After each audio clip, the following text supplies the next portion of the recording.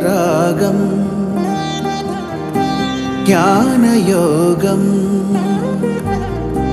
వ్యాసపీఠం బహువేదశాస్త్రం బోధామృతహిత శ్రీమన్నారాయణం శివగౌరీ సంభాషిత సకల పురాణం అష్టాక్షరి పంచాక్షరి మంత్రావరణం అఖిల దేవతా సంస్తుతి పారాయణం జయ మంగళకరమీ ప్రవచన శ్రవణం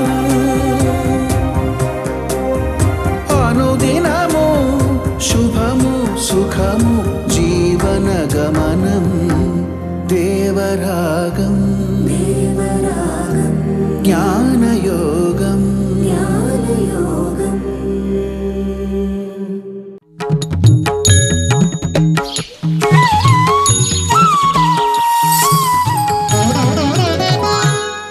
ఆపదామపహర్తారం దాతారం సర్వసంపదాం లోకాభిరామం శ్రీరామం భూయో భూయో నమామ్యహం. జై శ్రీమన్నారాయణ. ప్రియ భగవద్బంధువులారా, ఏదైనా ఒక పని సాధించాలి అనుకునే వ్యక్తిని సాధకుడు అంటాం. ఆయన చేసే పని ఒక సాధన. ఏదో ఒకటి పొందాలి అనుకుంటేనే సాధన చేస్తాడు, వాడు సాధకుడు అవుతాడు.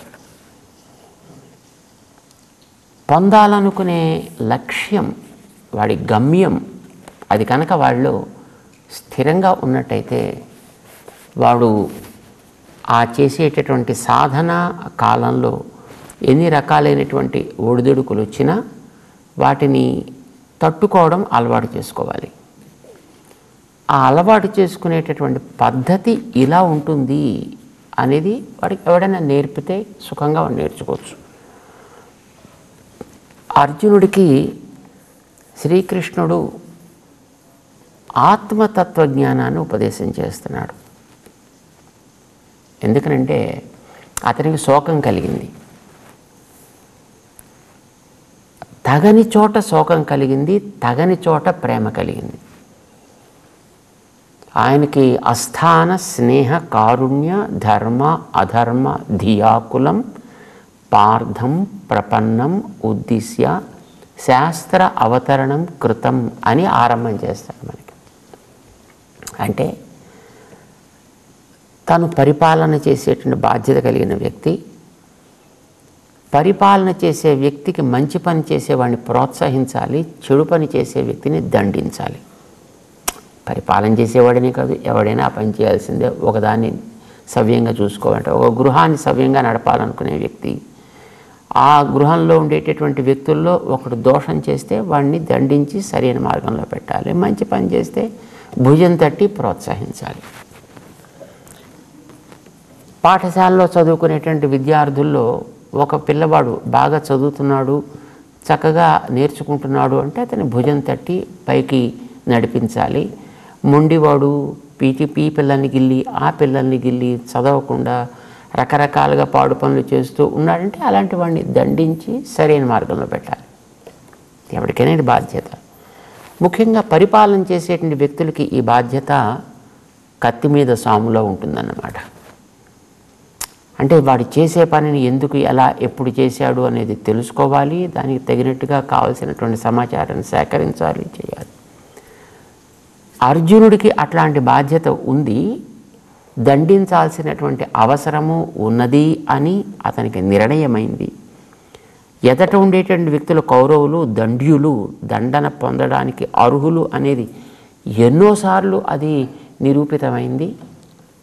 అలాంటి వ్యక్తులను దండించడం అనేది ఏదో పక్షపాతంతోటో లేకపోతే కోపంతోటో కసితోటో కాకుండా అందరూ కలిసి కోరుకుని యుద్ధానికి సిద్ధపడి ఒకచోట చేరారు. యుద్ధం చేసే సమయం ఆసన్నమైనప్పుడు అతడిలో అవసరం లేని కారుణ్యం ఏర్పడింది, అన్వారెంటెడ్ కంపాషన్. అస్థాన స్నేహ, నిజానికి వాళ్ళు ఎదురకుండా నిలబడ్డవాడు శత్రువు, తనకి ఎన్నోసార్లు ఎన్నో రకాలుగా హింస పెట్టిన వాళ్ళు, వాళ్ళే కోరుకుని యుద్ధానికి కాలు దువ్వారు. వాళ్ళు వచ్చి అక్కడ సిద్ధరంగంలో నిలబడ్డారు. అలాంటి వాళ్ళతో యుద్ధం చేసి వాళ్ళకి తగినటువంటి బుద్ధి చెప్పడం బాధ్యతగా తను నిలబడ్డాడు. కానీ అక్కడ అతనికి స్నేహం కలిగింది. అయ్యో వీళ్ళంతా నా బంధువులే అని అనిపించింది. అలా అనిపించి వాళ్ళ విషయంలో వీళ్ళని హింసించడమా, వీళ్ళని యుద్ధంలో బాణాలతోటి కొట్టడమా, ఇలాంటి ఒక రకమైనటువంటి కారుణ్యం పొంగింది. బాధ్యత తనది, వాళ్ళని దండించైనా సరైన మార్గంలో పెట్టడం, రాజ్యానికి తగినటువంటి రక్షణ కలిగించడం.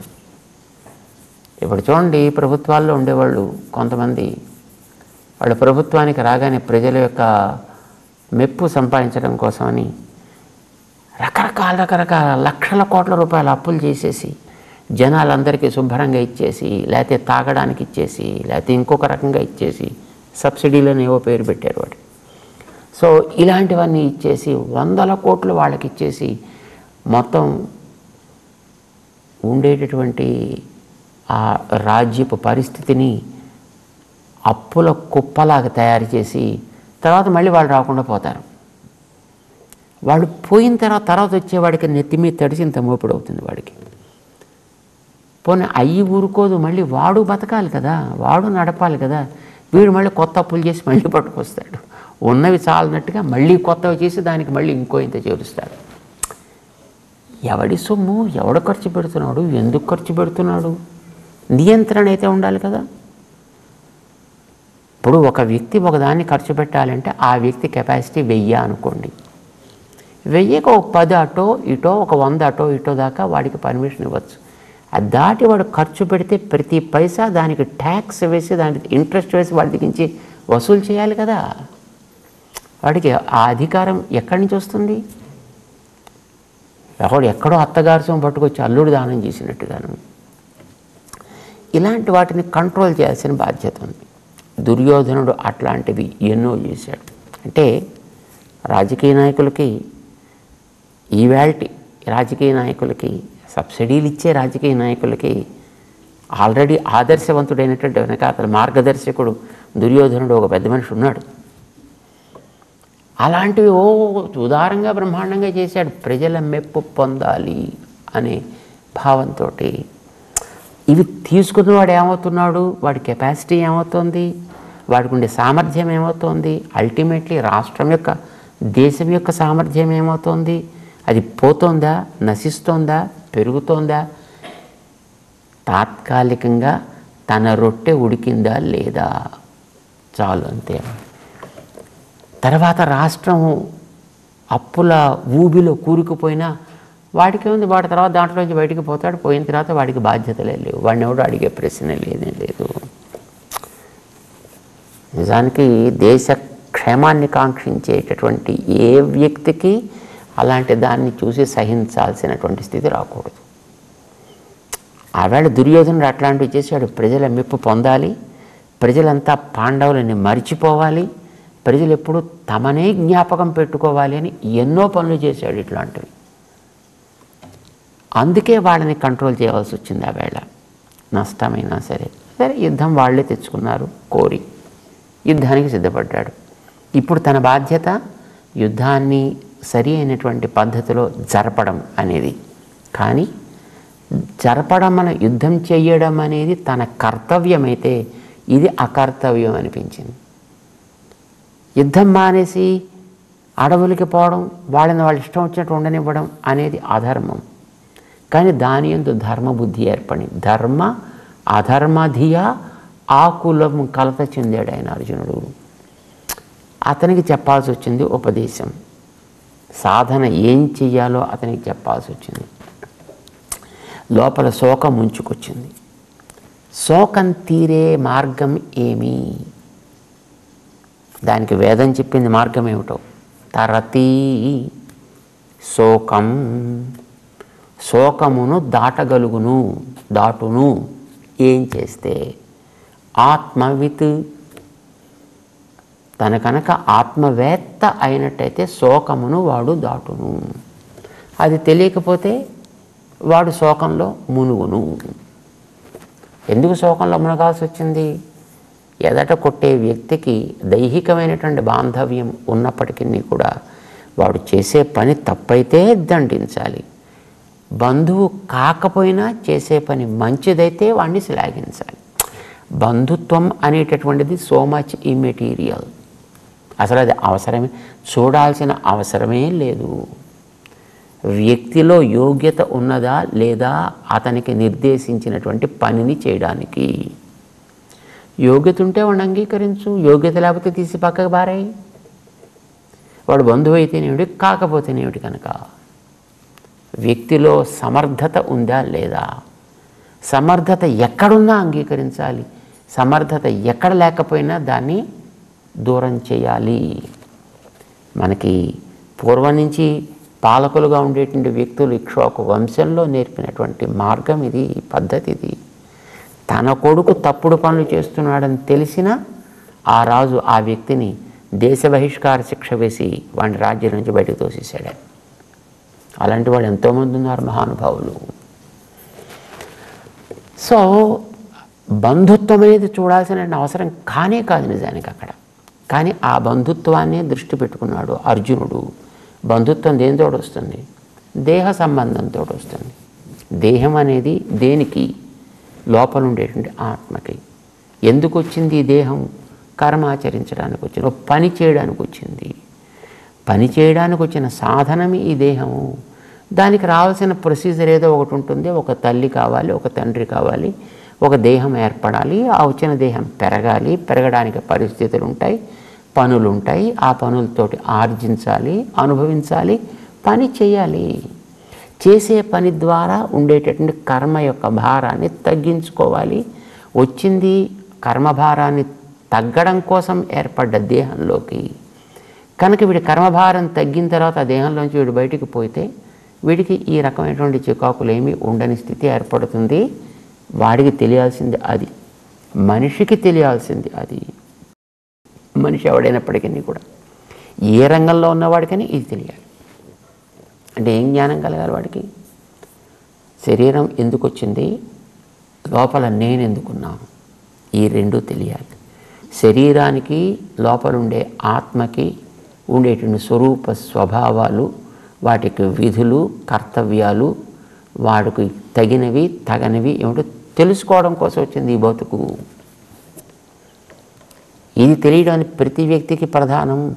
అసలు చదువు అంటే అదే. అది చదివి ఆ తర్వాత దాంట్లో వాడి రంగాల్లో వాడు నైపుణ్యాన్ని సాధించుకోవచ్చు. ఇది నిజానికి పునాది. పునాది మీద భవనం కట్టాలి. కానీ దురదృష్టం ఏంటంటే ఇప్పుడు ఈ రోజుల్లో మనకి పునాది లేని భవనాలు మనం కడుతున్నాం. చాలా అద్భుతంగా ఉంటాయి. కానీ గట్టిగా ఒక గాలి వేస్తే ఆ గాలికి అవన్నీ కూలిపోతాయి. గట్టిగా ఒక ప్రవాహం వస్తే వాన అవి శుభ్రంగా కొట్టుకుపోతాయి. మన జ్ఞానాలు కూడా అంతే. మనం సాధించేటటువంటివి బ్రహ్మాండమైనటువంటి విజ్ఞాన వికాసం ఈవేళ మనం చూస్తున్నాం. పునాది లేని భవనాలు ఇవన్నీ. అది మీద దానికి ఏ పేరైనా పెట్టండి, దానికి సాంకేతికం అనండి, ఏఐ అనండి, ఐటీ అనండి, మరొకటి అనండి, ఇంకొక పేరు పెట్టండి, whatever the name that you give. But all these are with no foundation. What is the foundation? Knowing the purpose of the life. Why you are here in this body. What is the purpose of your body? What is the purpose of yourself here in this body? What is the duty of this body? Being a man, what type of life you need to lead. So ఇవన్నీ మనకి తెలియాల్సినటువంటి బాధ్యత ఉంది. కానీ మనకి తెలుసుకునేటటువంటి విద్యా విధానం మనకి ఏర్పడలేదు దురదృష్టం కొద్దిని. ఇతర మతాల వాళ్ళందరికీ ఈ విధానం వాళ్ళకి విద్యలో వాళ్ళకి నేర్పిస్తున్నారు. స్కూల్లో నేర్పించకపోతే ఇండ్లలో నేర్పించుకుంటున్నారు. ఎందులో నేర్పతే వాళ్ళకి విద్యా కేంద్రాలు నేర్పించుకుంటున్నారు. కానీ ఎటు వచ్చి వైదిక జాతి అనుకునేటటువంటి వ్యక్తుల్లో ఇది పూర్తిగా పెద్ద జీరో. పాపం ఇది అర్జునుడి దగ్గర నుంచి ప్రారంభమైంది. పాపం అతనికి మొట్టమొదటి ఈ పునాది లేకుండా పోయింది.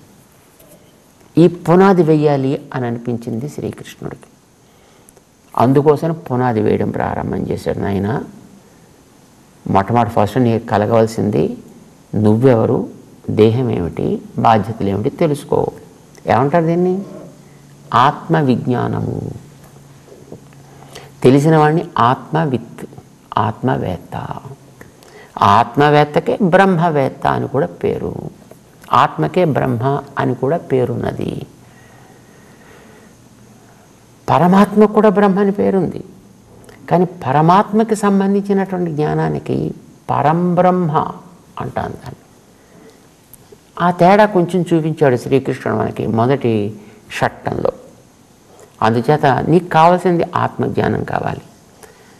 ఇది కలిగితే శోకం పోతుంది అనేది మనకి చెప్పింది మనకి వేదం. తరతి శోకం ఆత్మవిత్. అందుచేత దాన్ని ఉపదేశం చేయడం ప్రారంభం చేశాడు. దాన్ని ఉపదేశం చేసే ఆ విధానంలో దాన్ని కాస్త కాస్త కాస్త కాస్త విస్తరిస్తూ అందులో ఉండే ఒక్కొక్క కోణాన్ని కూడా తిప్పి అర్జునుడికి చూపించడం ప్రారంభం చేశాడు. మనం గతంలో అనుకున్నాం, మొట్టమొదట అసలు ఇవి రెండు ఏమిటో తెలుసుకో, చేయాల్సిన పని ఏమిటో తెలుసుకో, ఎలా చేయాలో తెలుసుకో, చేసేటప్పుడు వచ్చే బాధ్యతల్ని ఎక్కడ వదలాలో తెలుసుకో. అది 5వ అధ్యాయంలో చెప్తున్నాడు ఆయన. దానికి మెట్లని అందిస్తున్నాడు, సాధన చేసేటటువంటి మెట్లని. మనకి ఈ లోకంలో జీవించేటప్పుడు ఎన్నో రకాల వస్తువులు ఎదురొస్తుంటాయి, ఎన్నో రకాల వస్తువులు మంచి దూరం అయిపోతుంటాయి. కొన్ని మనకి సుఖాన్నిస్తాయి, కొన్ని దుఃఖాన్నిస్తాయి. కొన్ని వస్తుంటే సుఖాన్నిస్తాయి, కొన్ని వస్తుంటే దుఃఖాన్నిస్తాయి. కొన్ని పోతుంటే సుఖాన్నిస్తాయి, కొన్ని పోతుంటే దుఃఖాన్నిస్తాయి. ఏదైనా వాటి మీద నువ్వు ఆధారపడి జీవించకు. ఇది ముందర చెప్పాలి. మన జీవితంలో కూడా ఎదురయ్యే వస్తువులు, దూరమయ్యే వస్తువులు ఎప్పుడూ ఉంటాయి. వాటి మీద ఆధారపడి నువ్వు బతకద్దు. వాటిని చూసి నువ్వు పొంగిపోవద్దు, వాటిని చూసి నువ్వు కుంగిపోవద్దు. ఇది మొట్టమొదటి మెట్టుగా చెప్పాడు. నా ప్రహృష్యేత్ ప్రియం ప్రాప్య నోద్విజేత్ ప్రాప్య చ అప్రియం. నీకేదైనా ఒక మంచి అనుకూలంగా ఒక వస్తువు అనిపించింది అనుకుని నా ప్రహృష్యేత్, ఉబ్బి తబ్బిబ్బైపోకు. నా ఉద్విజేత్ ప్రాప్య చ అప్రియం. నీకు ఇష్టం లేనిది ఏదో వచ్చింది అని అనుకుంటూ లోపల ఉద్రేకాన్ని పొందకు. ఎలా కుదురుతున్నది? శరీరం మీద పట్టు పెట్టుకోకు. శరీరంతో నువ్వు ఉండాలి, శరీరాన్ని చూసుకోవాలి, శరీరాన్ని పోషించాలి, శరీరం కోసం శ్రద్ధ వహించాలి. కానీ ఇది ఉంటేనే నేనున్నా, ఇది లేకపోతే నేను లేననే భావాన్ని మాత్రం పెట్టుకోకు. ఉన్నప్పుడు చూసుకోవడం బాధ్యత కనుక సిన్సియర్గా చూసుకో. బట్ ఇది పోయినా నాకేం సంబంధం లేదనుకోగలిగే స్థితిలో నువ్వు ఉండాలి. ఎప్పుడు వస్తుంది అది? స్థిరబుద్ధి. స్థిరమైనది ఆత్మ, దాని యందు బుద్ధి పెట్టుకో. ఇది చెప్పాడు ఆయన. ఆత్మయందు ఆత్మ ఆత్మ అంటే నువ్వే. మళ్ళీ ఆత్మ అంటే అది ఎక్కడో వస్తువు, ఎక్కడో బజార్లో నుంచి తెచ్చుకోవాలి అనుకో. నువ్వే ఆత్మ అంటే కనుక నీ యందు దృష్టి పెట్టుకో. నువ్వు మంచిగా ఉండాలనుకో. శరీరం కాదు, శరీరం తాత్కాలికంగా వచ్చింది, నువ్వెప్పుడు ఉంటావు. ఇది పోతుంది, నువ్వు పోకూడదు. దీన్ని కానీ దీనికి అనుకూల ప్రతికూలమై వచ్చే వస్తువులు కానీ ఇప్పుడు ఒక రకంగా ఉండవు. ఇది మనకందరికీ తెలిసిన విషయమే. దీనికేం పెద్ద వేదాంతం అక్కర్లే. దీనికి ఒకనాడు ఇష్టమైంది రేపొద్దున ఇష్టం కాదు. దీనికి ఇప్పుడు ఇష్టమైంది మరికాసేపటికి ఇష్టం కాదు. దీనికి ఇప్పుడు ఇష్టమైంది మరొక దేహానికి అది ఇష్టం కాకపోవచ్చు. వస్తువాత్మకం కుతః అని ప్రశ్న వేస్తాడు పరాశరుడు అనేటువంటి మహర్షి. ఎందుకంటే ఒక్కొక్క వస్తువు కూడా ఒక్కొక్కడికి ఒక్కొక్క రకంగా అనిపిస్తుంది. ఒకడికి అది అనుకూలం అనిపిస్తుంది, ఒకడికి ఉదాసీనం అవుతుంది, ఒకటిది ప్రతికూలం అవుతుంది, ఒకటి భయానకం అవుతుంది, ఒకటికి ప్రీతిపాత్రం అవుతుంది. ఒకటే వస్తువు ఒకే క్షణంలో చూసేటటువంటి వ్యక్తి యొక్క స్వభావాన్ని బట్టి. నీకు మైసూర్ పాక్ ఈ పూట ఇష్టం అనుకో, బాగా తిన్నావు. రేపు పొద్దున నీకు జ్వరం వచ్చిందనుకో, ఇదే మైసూర్ పాకు నీకు విషంలా అనిపిస్తుంది. నీకు ఇప్పుడు ఇష్టమైందే ఇప్పుడు మరొకడికి అది ఇష్టం కాకపోవచ్చును. వస్తువు ఎప్పుడు కూడా నీకు ఈవేళ ఇష్టమైనటువంటిదే ఇది రేపటికి నీకు ఇష్టం అవుతుందని మనం చెప్పలేము. ఎందుకనంటే 2 కారణాలు. ఒకటి, వస్తువు తన స్వభావంలో మార్పు తెచ్చుకుంటూ ఉంటుంది. వస్తువును అనుభవించేటువంటి నీ దేహము ప్రతిరోజు తన మార్పుకి లోనవుతూనే ఉంటుంది. కనుక అది మారుతోంది, ఇది మారుతోంది. కనుక ఇప్పుడు అనుకూలమైంది మరి కాసేపటికి అనుకూలం అవుతుందని చెప్పలేము. మారే వస్తు స్వభావాన్ని బట్టో, మారే నీ స్వభావాన్ని బట్టో, నీ దేహపు ప్రవృత్తిని బట్టో అది నీకు ప్రతికూలంగా అయిపోవచ్చును, వ్యతిరేకం అవ్వచ్చును. అది నీకు ఈ పూట ఆనందాన్ని చెంది రేపొద్దున అది నీకు దుఃఖాన్ని ఇవ్వచ్చును. ఇప్పుడు నీకు దుఃఖం అని అనుకున్నది రేపొద్దున నీకు అది క్షేమకరం కావచ్చును. డాక్టర్ గారు నీకు ఒక పెద్ద ట్యాబ్లెట్ ఇచ్చాడు, చేదుగా ఉంటుంది వేసుకోవడానికి కావచ్చును. కానీ రేపొద్దున అది వేసుకోవడం వల్ల నీకు రోగం తగ్గి ఆరోగ్యం పెరగచ్చు, ఆనందాన్ని ఇవ్వచ్చును. ఇప్పుడు నీకు దుఃఖం అనిపించింది రేపు దుఃఖం అవుతుంది అని అనుకోవడానికి లేదు. వస్తువు ఎప్పుడు కూడా ఏకరూపంలో ఏదీ ఉండదు. కనుక దాని యందు నువ్వు అది స్థిరము అనే భావన పెట్టుకున్నప్పుడు నీ భావన ఎప్పుడూ షాటర్ అయిపోవడానికి, ఎప్పుడు అది చితికిపోవడానికి సదా అవకాశం ఉంటుంది. ఎందుకని నువ్వు స్థిరం కాని వస్తువునందు స్థిరం అనే బుద్ధి పెట్టుకున్నావు కనుక. ఆకు మీద మనకి ప్రేమ కలిగింది అనుకోండి, ఒక అరిటాకు మీద ప్రేమ కలిగింది అనుకుందాం. అరిటాకుని ఫోటో చూసాం, నిగనిగలాడుతూ చాలా బాగుంది. సాయంకాలానికి కాస్త వాడింది, రేపటికి ఎండింది. అయ్యో అయ్యో ఎండిపోయిందే. ప్రయోజనం ఏమిటి? వస్తువుకు లక్షణం అది. నీకు ఇప్పుడు ఆనందాన్ని కలిగించింది, లేకపోతే ఇంకా ఆనందాన్ని కలిగించదు. వస్తువులో మార్పు అనేటటువంటిది నువ్వు చేసేది కాదు, నువ్వు ఆపేది కాదు. నీకు అది అలాంటి స్థితినే ఎప్పుడు ఇవ్వదు కూడా.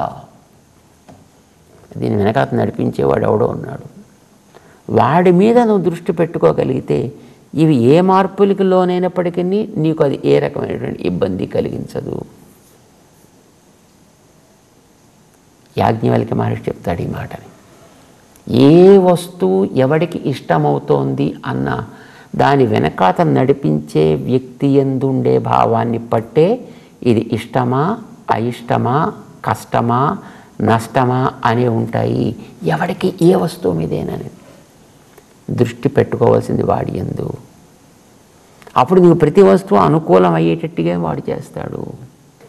మిగతా వచ్చే పోయేవి అవి ఎప్పుడు ఉంటాయి, వాటిని నువ్వేం ఆపలేవు, నువ్వు ఆపలేవు, ఎవడు ఆపలేడు వాటిని. భగవంతుడు కూడా వాటిని ఆపే ప్రయత్నం చేయడు. వస్తువుని దాని ప్రకారం అది సాగేటట్టే చేస్తాడు. కారణం, దానికి వెనకాతలో ఒక కర్మ ఉంటుంది, నీకు వెనకాతలో ఒక కర్మ ఉంటుంది. ఆ కర్మ తొలగడం అనేటటువంటిది ఎవరికైనా అవసరం కనుక తొలగే అవకాశం దానికి ఇస్తాడు, నీకు తొలగే అవకాశం ఇస్తాడు. ఒక వస్తువు నీ దగ్గరికి కోరుకోకపోయినా వచ్చింది, అది నీకు దుఃఖాన్ని కలిగించింది, కొంత నీ మీద ఉండేటటువంటి ఏదో చెడు కర్మను తొలగిస్తుంది అనుకో. అది నీకు అనుకూలమైన భావాన్ని ఇచ్చింది, నీళ్ళ మీద ఉండే కొంత పుణ్యకర్మని అది తొలగిస్తుంది అని అనుకో. ఇప్పుడు ఎండ వచ్చింది, ఓ మండిపోతుంది, చెమటలు కారిపోతున్నాయి. ఇట్స్ ఓకే, ఎండకి సహజమైన లక్షణం అది. దీనివల్ల నాలో ఉండే కొంత దోషం పోతుంది అని భావించు, దాన్ని చక్కగా ఆస్వాదించు. చలి వేస్తోంది, ఓ వణికిపోతున్నాడు, నీ మీద ఉండే కొంత కర్మ తొలగుతోంది, దానివల్ల చేసుకోగలిగినటువంటి రక్షణ ఏదో చేసుకునే ప్రయత్నం చేయి.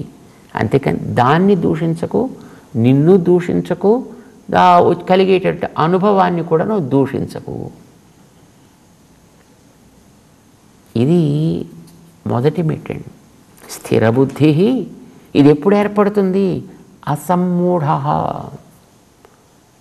నేను దీనికంటే వేరు అనేటటువంటి స్థితి నీకు స్థిరపడితేనే, నేను అది ఒకటే అనేటటువంటి మూఢత్వం, సమ్మూఢత్వం అంటారు.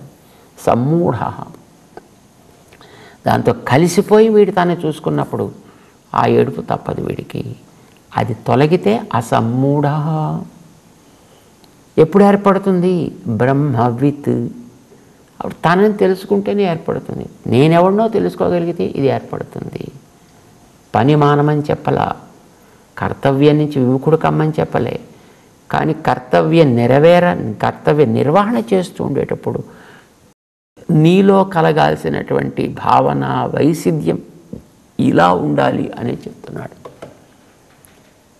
అప్పుడు వాడు బ్రహ్మణి స్థిత, వాడు స్థిరంగా ఆ జ్ఞానంలో ఉండగలిగితే వాడు సాగించేటువంటి జీవనం వాడిని అప్పుడు ఆత్మసాక్షాత్కారం వైపు తీసుకెడుతుంది. ఇప్పుడుండే బంధం నుంచి వాడు విముక్తుడయ్యేట్టు చేస్తుంది. కొత్త భారం వచ్చి పైన మరింత మోపుకోకుండా వాడిని ఉంచుతుంది. ఇది 20వ శ్లోకంలో శ్రీకృష్ణుడు అర్జునుడికి ఉపదేశం చేస్తున్నాడు. ఒక మెట్టు ఇది. ఇలా క్రమంగా ఓ 4-5 మెట్లు మనకి సాధన చేసేటువంటి వ్యక్తికి అభ్యసించాల్సినటువంటి వాటిని ఉపదేశం చేస్తున్నాడు శ్రీకృష్ణుడు. తెలుసుకునే ప్రయత్నం మనం కూడా చేద్దాం. జై శ్రీమన్నారాయణ.